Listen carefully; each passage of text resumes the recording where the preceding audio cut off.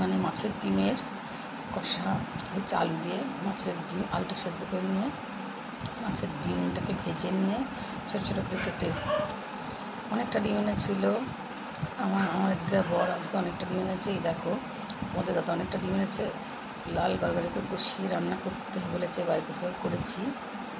সব মশলা দিচ্ছি, পেঁয়াজ আদা রসুন জিরে ধনে সব মশলা, মিট মশলা গরম মশলা, তারপরে হচ্ছে ধনে জিরে, তারপরে হচ্ছে এর মধ্যে একটু আমি ইয়ে মশলাও দিয়ে দিয়েছি, ম্যাগি মশলা, তারপরে হচ্ছে একটু চিকেন মশলা থাকলেও দিয়ে দিই, মিট মশলা এগুলো দিয়ে দিই, আলুর দমের মশলা সব মশলা দিয়ে আমি সবই ডিমের মশলা যা থেকে আমি সব দিয়ে এরকম করে করেছি।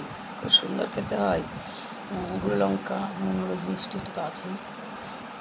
ডালটা কষিয়ে সুন্দর করে করেছি, হেভি খেতে হয়েছে। আমি একটুখানি মুখে দিয়ে দেখে নিয়েছি, করার পর আমি মুখে দিয়ে দেখি তোমরা এরকম করেই করবে, এরকম করে নিচ্ছে তোমরা করো। কালারটা কেমন হয়েছে তোমরা কেমন করে করো জানাবে।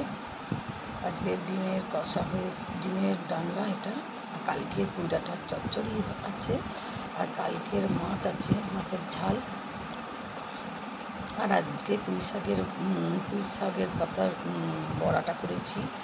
আমি ভিডিওটা তুলেছি ছাড়বো, দেখবে তোমরা, লাইক সাবস্ক্রাইব করে দিও, সাপোর্ট করো, কমেন্ট করো কেমন হয়ে লাগছে, বড়াটাও কেমন হয়েছে আর কালারটা কেমন আছে ডিমের কারি।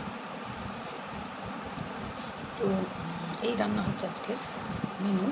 তোরা কি বন্ধু টাটা, এবার খেতে হবে, অনেক বেলা হয়ে গেল, খেয়ে নিই।